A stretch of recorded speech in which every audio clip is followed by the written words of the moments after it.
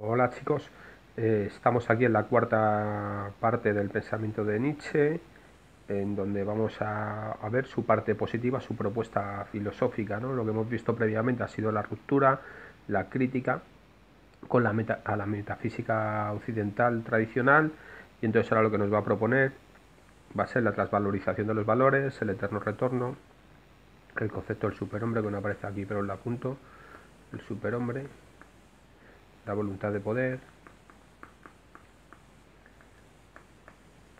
y el amor fati, el amor a lo hecho. Bueno, pues vamos a iniciar esta explicación. Recordemos lo que habíamos visto, ¿no? Que los valores aceptados por la metafísica occidental, por Sócrates, Platón, que eran los iniciadores, y el continuador y legitimador había sido el cristianismo, habían propuesto un debilitamiento, habían planteado un debilitamiento y que llevaban al nihilismo, a la anemia de voluntad, a la voluntad de negar, de decir que no. El nihilismo, para ser superado, debe ser radicalizado, porque habíamos visto que el nihilismo en un primer momento lo sensible lo niega, ponía el valor en lo suprasensible, pero con el ateísmo se quita ese valor también, y lo que ocurre es que esa voluntad de negar lo sensible, la voluntad de negar lo suprasensible, es una voluntad de negar que lo que al final va a hacer es negar el propio nihilismo, va a acabar con él, ¿no? Esa voluntad de negar. Por lo tanto, Nietzsche diferencia bueno, debemos diferenciar dos partes de su filosofía: la filosofía crítica o negativa, que lo que pretende es acabar con el nihilismo, y la filosofía positiva, que lo que propone es construir un nuevo sistema de valores y descubrir el ser humano capaz de asumirlo, ¿no? De asumir esos valores. Este ser humano, ¿quién va a ser? Superhombre, que aclararemos más adelante ese término. Y este nuevo sistema, ¿cómo se va a realizar? A través de la transvalorización de los valores.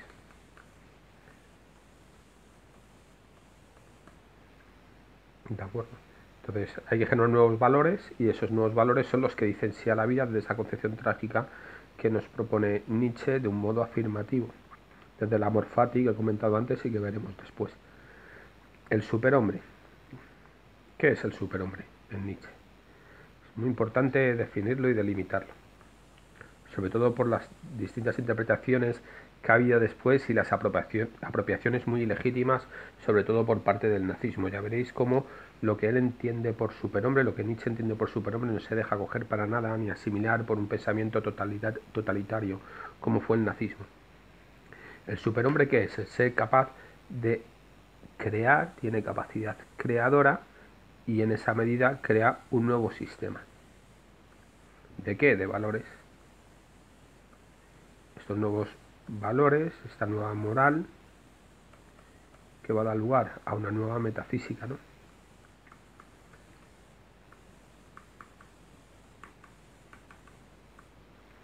Entonces, él piensa que hay algo que es el superhombre y que está por venir. Lo que en el estadio en el que nos encontramos, ¿cuál es? En el estadio de la humanidad. Somos el ser humano que es un intermedio entre la bestia, entre la animalidad y el superhombre, entre este ser creador, ¿de acuerdo? Entonces lo que debemos hacer que es transitar, transformarnos en el superhombre. Para ello utiliza tres metáforas: el camello, el león y el niño. El camello pues sería el hombre, el ser humano en la actualidad, ¿de acuerdo? ¿Qué es lo que hace el camello? ¿Qué simboliza? Pues simboliza un ser que asume una carga muy pesada, pero que no es suya, y la lleva a lo largo de una larga travesía que ni tan siquiera él elige.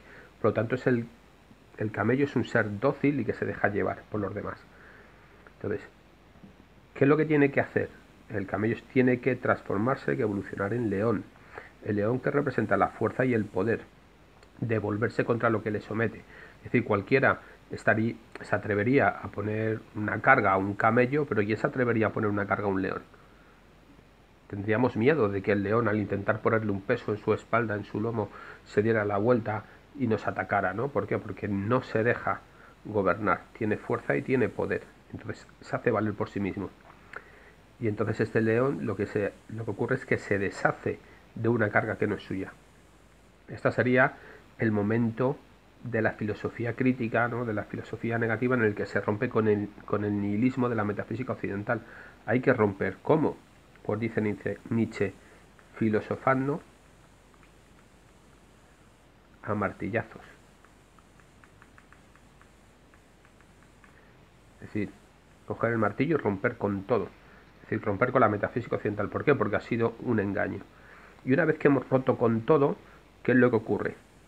Que nos podemos convertir en niños que tienen pura capacidad creadora, ¿no? Somos pura capacidad creadora. Y este niño sería el superhombre.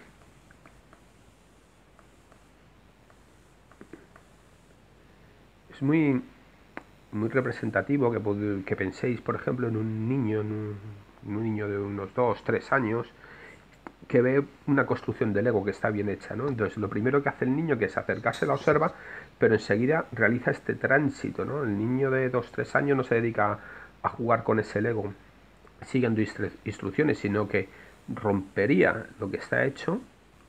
¿Para qué? Para poder crear lo que él quiere, ¿no? Entonces sería ese niño que no lleva ninguna carga y que es pura capacidad creadora. Por lo tanto, lo que debiéramos hacer es este tránsito que vemos aquí. Somos el camello, nos tenemos que convertir en el león para llegar finalmente a ser ese niño de capacidad creadora. Aquí tenemos una cita de Así habló Zaratustra, ¿no? Y dice, bueno, el hombre, ¿no? ¿El hombre qué es? El camello. Dice, es la única carga pesada para sí mismo. Y eso porque lleva encima de sus hombros demasiadas cargas ajenas. Es decir, el hombre que lleva cargas ajenas, cargas que no son suyas. ¿Por qué? Porque habíamos visto que asume la moral del rebaño y acepta los valores que han impuesto otros desde esa actitud nihilista de negar la concepción trágica del mundo. Dice, semejante al camello. Se arrodilla para que le carguen bien, ¿no? Acepta pasivamente pues aquello que se le impone.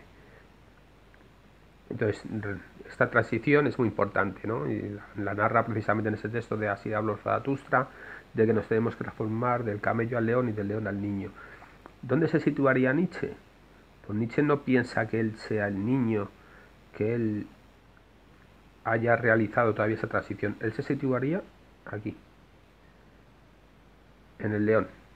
Él está realizando esa ruptura, ese momento crítico y de filosofía negativa, ¿de acuerdo? Luego está por venir la venida del superhombre, que es lo que él hace en este texto de Habló Zaratustra, anunciar la venida del superhombre, que es el ser que está por venir. Este superhombre se caracteriza porque tiene una voluntad de poder, es decir, el superhombre tiene voluntad de poder y lo que caracteriza al superhombre es que acepta la concepción trágica del mundo, genera valores que la aceptan y desarrolla una moral aristócrata. Eso tiene que ver con la transvalorización de los valores.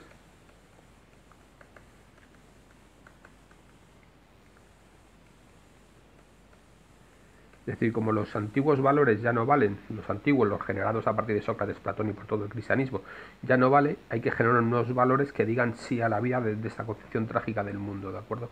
Y con la aceptación del eterno retorno que está por explicar, ¿no? Que vamos a ver en las próximas diapositivas de esta explicación. Entonces hay que realizar esa transvalorización de los valores, es decir, generar nuevos valores que digan sí a la vida. ¿Y esto de qué se hace? A través de la voluntad de poder. ¿Qué es la voluntad de poder? Bueno, aquí tenemos otra vez como referente a Schopenhauer, que ya lo vimos al principio. Schopenhauer consideraba que el mundo era sufrimiento y dolor y entonces desarrollaba una postura que era el pesimismo trágico, por la cual había que negar la vida. ¿Por qué? Porque se sufría. Entonces, Schopenhauer lo que afirma es que el ser humano pues no deja de vivir, no abandona este mundo porque tiene voluntad de vivir. ¿Por qué? Porque quiere. La voluntad es un querer, quiere vivir. ¿Qué es lo que va a decir Nietzsche? Pues Nietzsche, por su cuenta, por su parte, lo que va a decir es que no podemos querer lo que ya tenemos. Es decir, si nosotros ya tenemos vida, pues no vamos a querer vivir, porque ya lo tenemos. Entonces, ¿qué queremos? Queremos algo más, queremos algo distinto. ¿De acuerdo? Y entonces, ¿qué queremos? Queremos en última instancia que la vida sea más.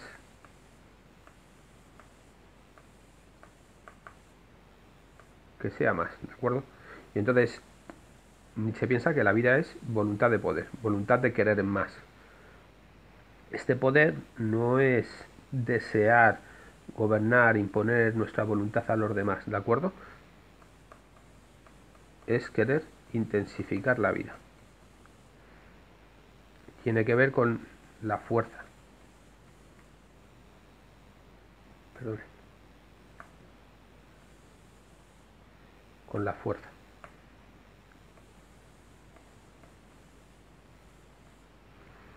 Es fuerza de mi historia. Entonces tenemos aquí que la voluntad de poder se contrapone a la voluntad de vivir porque no queremos vivir, porque lo que ya tenemos, y se contrapone a la voluntad de poder.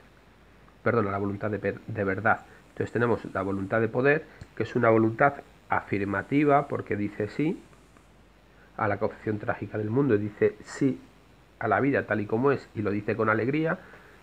Es una voluntad afirmativa que dice sí, es capacidad de crear y por lo tanto el ser que mejor la representa, ¿quién es? El artista, que tiene capacidad creativa. Luego Nietzsche a lo largo de su pensamiento tendrá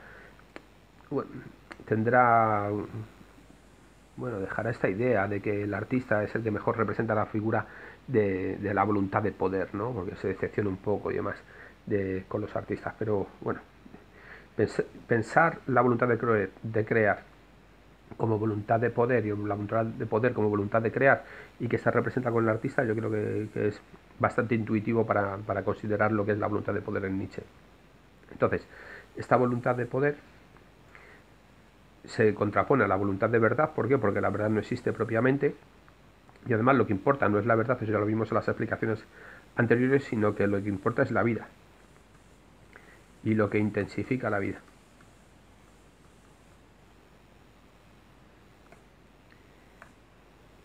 Está hoy el bolígrafo que no quiere trabajar como debe. Intensificar la vida. Intensificarla. ¿De acuerdo? Eso es lo fundamental, intensificar la vida. Por lo tanto, si lo que queremos es intensificar la vida y la mentira, el engaño, la apariencia intensifican más que la propia verdad, pues son preferibles a la verdad. ¿Por qué? Porque lo importante es la vida.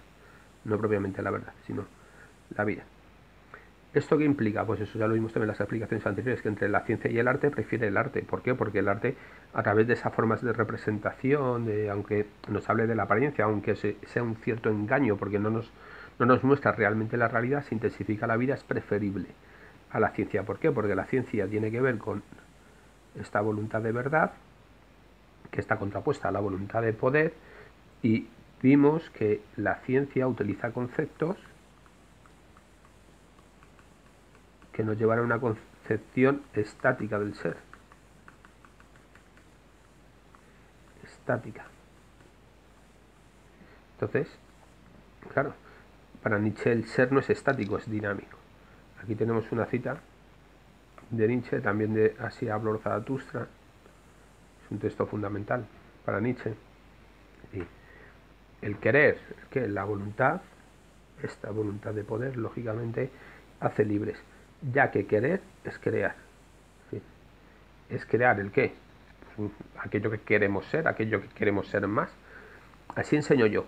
Y solamente para crear debéis aprender. Es decir, debemos querer más.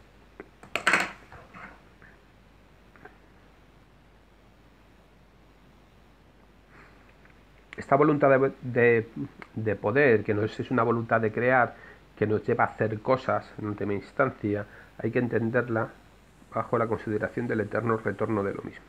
¿De acuerdo? ¿Qué es el eterno retorno? Bueno, es una idea que recoge también del mundo griego y que vamos, os voy a plantear aquí. ¿De dónde parte Nietzsche? Del rechazo de la creación del mundo. No hay una creación del mundo. Y si no hay una creación del mundo, si no hay un origen del mundo, el mundo resulta que es eterno. ¿De acuerdo? El mundo es eterno. Y si el mundo es eterno, no tiene ni principio ni fin. ¿Por qué no tiene principio? Porque no hay un momento creador. No hay un origen del que haya surgido el mundo. Por lo tanto, siempre ha estado ahí. Y no tiene fin. ¿Por qué? Porque de haber fin, ese fin, como ya ha transcurrido un tiempo eterno, ya debiera haber ocurrido. Puesto que no ha ocurrido ese fin en el tiempo eterno que nos ha precedido, lo que ocurre es que no hay fin y por lo tanto también hay eternidad respecto del futuro. Esto hay que entenderlo en cuanto al tiempo. El mundo en el tiempo es eterno, no tiene ni principio ni tiene fin. ¿Qué es lo que ocurre? Que los acontecimientos, los hechos, los actos que podemos realizar nosotros, las decisiones, todo lo que puede acaecer, todo lo que puede ocurrir, ¿de acuerdo? Son limitados. Por lo tanto, llegará un momento en que todos los estados de cosas, todos los acontecimientos se habrán realizado. Y una vez que se hayan realizado todos los acontecimientos, todos los estados de cosas, como el tiempo va a seguir corriendo, va a seguir transcurriendo, lo único que puede ocurrir es que los acontecimientos se volverán a repetir eternamente. Es decir, hago aquí un dibujito a ver si lo puedo explicar con un poco más de claridad. Si nosotros imaginamos que esta línea es el tiempo, ¿de acuerdo? Que no tiene principio, no tiene fin, y ponemos aquí en forma de segmento los acontecimientos de modo indefinido, que no sabemos cuántos van a ser, pero que son los posibles y son los que van a ocurrir, pues están en este segmento, como digo, ¿no? Entonces empiezan a ocurrir los hechos de la historia y ocurren y llega un momento en el que ya han ocurrido todas las cosas que pueden ocurrir. Como el tiempo que está abajo sigue transcurriendo, tienen que seguir ocurriendo cosas en ese tiempo, en esa historia. Y por lo tanto, lo único que puede ocurrir es lo que ya ha ocurrido. Se tiene que repetir la historia. Es decir, todos esos acontecimientos, una vez que ya han ocurrido, vuelven a ocurrir. Y volverán a ocurrir. Y volverán a ocurrir. Y puntos suspensivos. Y por delante también. ¿De acuerdo? Eso es el eterno retorno. Las cosas vuelven a ocurrir tal y como han sido. Tenemos aquí esta cita del eterno retorno, ¿de acuerdo? Entonces, dice Nietzsche, mira este instante. ¿Qué instante? Pues en el instante en el que tú estás escuchando esta presentación. Y dice Nietzsche, a partir del llamado instante, de este instante en el que tú estás escuchando esta grabación, corre hacia atrás una calle sin fin. ¿Qué quiere decir? Que este instante está precedido por un tiempo infinito, precedido en esta dirección. Pero es una calle sin fin, no hay origen. Y detrás de nosotros, si nosotros vamos hacia el futuro, ¿qué hay? Una eternidad. Estamos en este instante, este es el momento en el que tú ahora mismo estás escuchando esta explicación. Y pregunta Nietzsche, ¿acaso no tendrá que haber recorrido alguna vez esta calle todo cuanto puede correr? Es decir, ¿no debe haber ocurrido ya todo aquello que puede ocurrir? ¿Acaso no tendrá que haber ocurrido alguna vez una de las cosas que pueden ocurrir? Es decir, todo ha ocurrido. Es decir, aquí tenemos este esquema en el que yo, pues, en mi capacidad creativa, ¿no? Pues me he creado como profesor. Y en esa capacidad creativa he ido al cine. Y en esa capacidad creativa he estudiado filosofía y tengo una pareja y he creado vida porque tengo hijos. Pero ¿qué es lo que ocurre? Que en esta línea del tiempo que veíamos en la diapositiva anterior, pues yo moriré y seguirán ocurriendo cosas sin que yo esté, pero habrá un momento en el que las cosas que pueden ocurrir ya han ocurrido y entonces yo volveré a asistir siendo profesor, yendo al cine a ver exactamente la misma película, estudiando filosofía, teniendo pareja, teniendo hijos, y volveré a ser siendo profesor, yendo al mismo cine a ver la misma película, estudiando igualmente filosofía, teniendo la misma pareja, teniendo los mismos hijos, siendo profesor, yendo al cine, estudiando filosofía, y aquí, pues bueno, hasta que esto desaparezca allá al fondo, ¿de acuerdo? Pero siempre en un girar, en un repetirse de lo mismo, ¿de acuerdo? Si os fijáis, esto recuerda un poco a la rueda de la voluntad de Schopenhauer que vimos en la primera representación, pero ahora ya no es algo negativo, sino que es algo positivo. Todo gira, todo vuelve a ser, ¿de acuerdo? No se trata de situarnos en el centro, ¿no? Solo he visto he utilizado esta imagen que queda como un poco espiral, pero Nietzsche no está pensando exactamente en esa espiral, sino en este ciclo de repetirse lo mismo, eternamente. Entonces esto es el eterno retorno. ¿Qué es lo que ocurre? Que claro, lo veremos ahora, que eso tiene unas consecuencias axiológicas. Cualquier hecho que ocurra en mi vida es un hecho que cobra la dimensión de lo infinito porque se repite infinitas veces. ¿De acuerdo? Entonces, aquí vemos la noción del amor fati, amor a lo hecho, que es lo que a lo que yo creo, a lo que yo decido. ¿Por qué?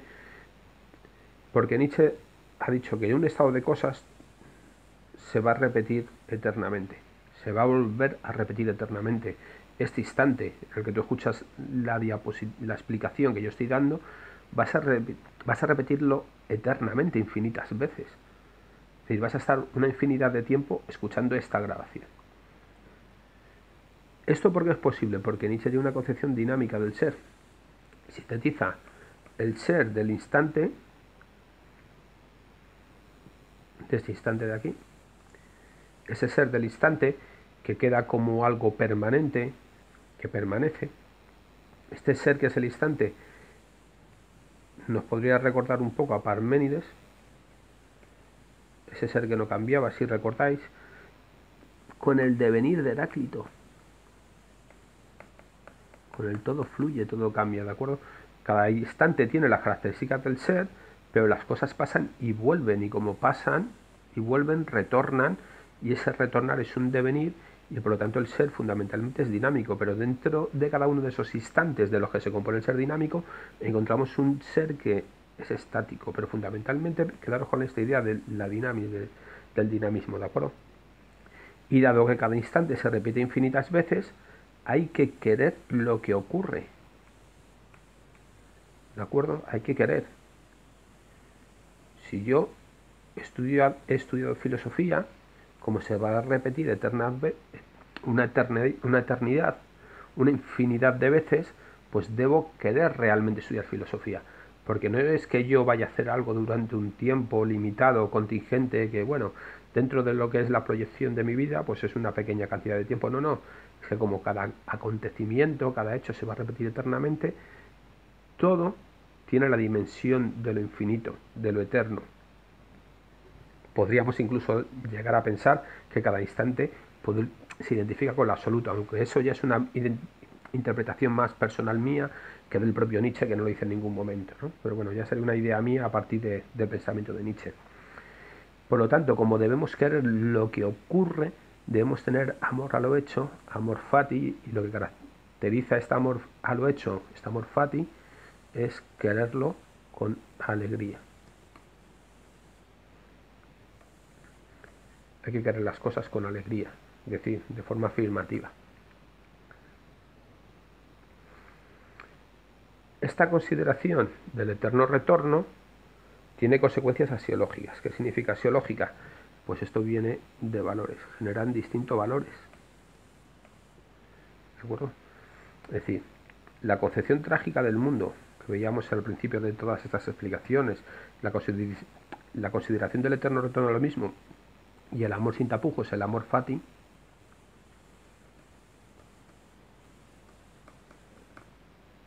lo que hace es dividir a la humanidad en dos.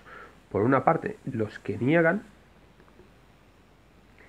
y ya si niegan, estamos hablando de nihilismo, ¿de acuerdo? Entonces estos que lo niegan, lo que hacen es que consideran el mundo como algo doloroso y desagradable, hay que negarlo, y por lo tanto lo que desarrollan es una moral de los esclavos. Y luego, por otra parte, están los que lo aceptan. Los que lo aceptan, que les caracteriza, que dicen sí a la vida bajo esas características de la concepción trágica del mundo, del eterno retorno y del amor sin tapujos, ¿sí? Se caracterizan por la voluntad de poder.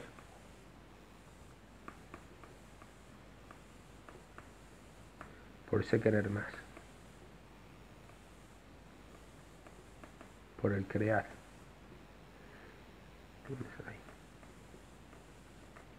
¿De acuerdo? Dicen sí a la vida. ¿Por qué? Porque lo que quieren es hacerla más plena, recordarlo de intensificar la vida. Que tiene que ver efectivamente con este querer más, a través de lo que creamos. ¿Y eso quién lo acepta? El hombre superior, que es el hombre trágico, y que es lo que Nietzsche identifica como el superhombre. ¿De acuerdo? Entonces contrapone el superhombre al esclavo. El esclavo niega nihilismo, el superhombre afirma, dice sí, con alegría.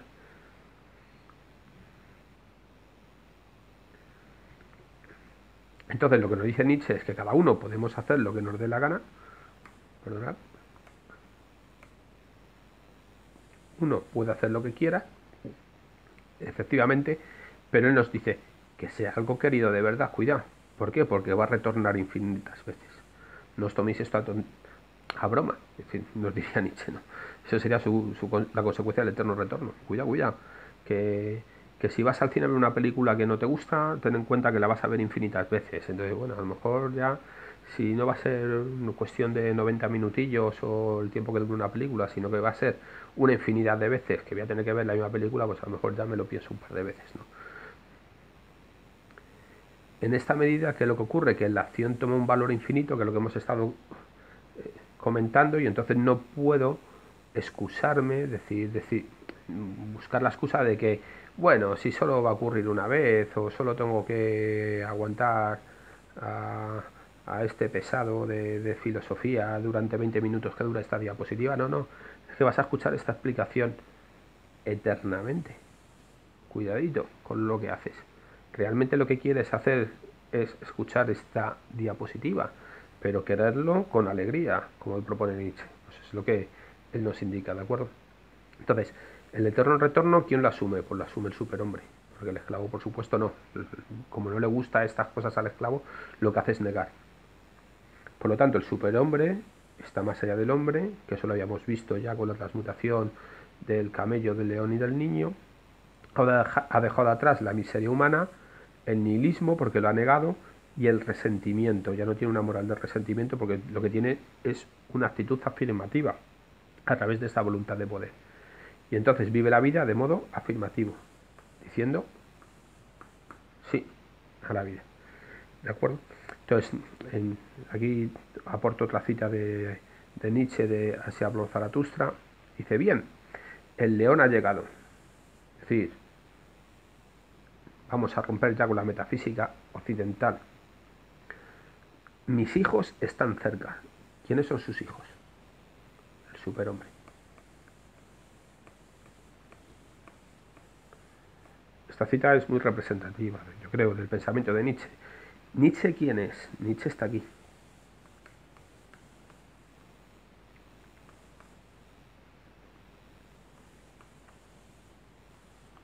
¿De acuerdo? Nietzsche es el león que ha roto con la metafísica occidental. ¿Quién está por venir? El superhombre. Él nos anuncia la venida. Zaratustra es un profeta, nos dice lo que está por venir. Cuidado, va a venir el superhombre. Nosotros hemos hecho esa ruptura ya, ¿no? Aquí tenemos otras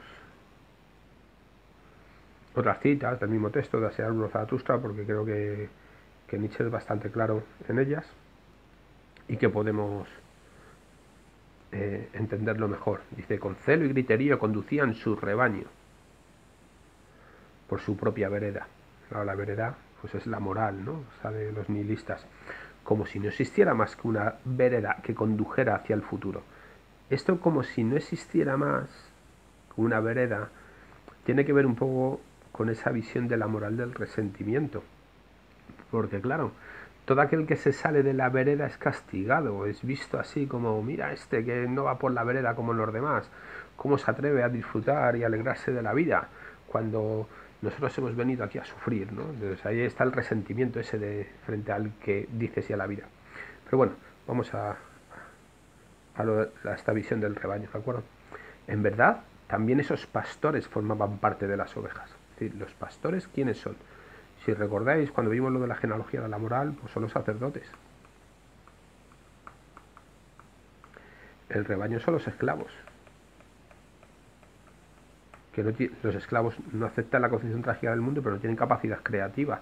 Sacerdotes sí tienen capacidad creativa, pero no tienen la capacidad de aceptar la concepción trágica del mundo. ¿Qué nos dice Nietzsche? Que estos, los sacerdotes, están aquí dentro también, que tienes capacidad creativa, pero estás ahí dentro, en el rebaño, ¿de acuerdo? Lo que hace el león, ¿de acuerdo? Lo que hace es negar todo esto, romper y posibilita la venida del superhombre que habíamos visto antes. Son los hijos del león. Continuamos con la cita de abajo, con el mismo texto, en otro fragmento. Pero su sed no le lleva a imitar aquellos comodones, pues donde hay oasis, allí hay también imágenes de ídolos. Su sed, su hambre, ¿no? Va a hablar aquí de hambre también, ¿no? Sus ganas de crear, su voluntad de poder.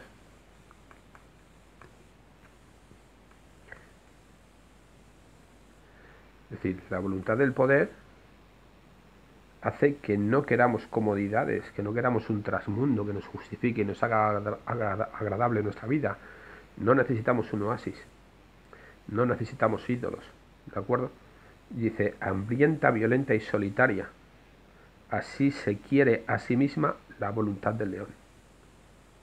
¿De acuerdo? El león. Aquí pone sin Dios, que es un trasmundo, recordar, ¿de acuerdo? Es una promesa sin una autoridad exterior. Pero mirar cómo la define, como algo como hambrienta. ¿Qué significa hambrienta? Que tiene ganas de comer, que tiene ganas de hacer cosas, que tiene querer, que quiere más. Violenta, porque actúa con fuerza, no penséis en la violencia física, sino que es esa fuerza, ese ímpetu que tiene la persona que quiere actuar y que actúa, ¿no? Y que de repente rompe con esas comodidades que estaban aquí. Con esto rompe, entonces al romper con ellos, romper con los ídolos, al negar a Dios, ¿no? Como metáfora, como trasmundo, pues genera una actitud violenta y solitaria, porque es él el que rompe. Y es así como se quiere a sí misma la voluntad león, y liberada, dice Nietzsche, de los placeres de los esclavos, redimida de dioses y de adoraciones, es decir, no necesitamos ni a las divinidades ni que los demás nos digan que las cosas que hacemos están bien o están mal, ¿no? Impávida, aterradora, grande y solitaria, así es la voluntad del hombre veraz. Esta voluntad, ¿qué es? Por lo que hemos escrito arriba, la voluntad de poder. ¿Y de qué ser es característica la voluntad de poder? Del superhombre. Entonces aquí tendríamos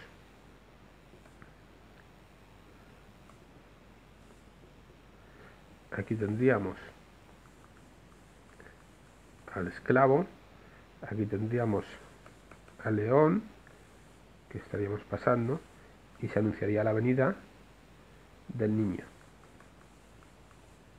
¿De acuerdo? Entonces sería el tránsito que estaríamos realizando con Nietzsche. Este niño, que es el superhombre, pues tiene capacidad creativa y voluntad, y afirma. Y con esto, pues bueno, pues ya estaría explicado el pensamiento de Nietzsche. Espero haber sido claro, que os haya ayudado mis explicaciones y que hayáis disfrutado un poco y que os guste un poquito más la filosofía. Pues nada, un saludo.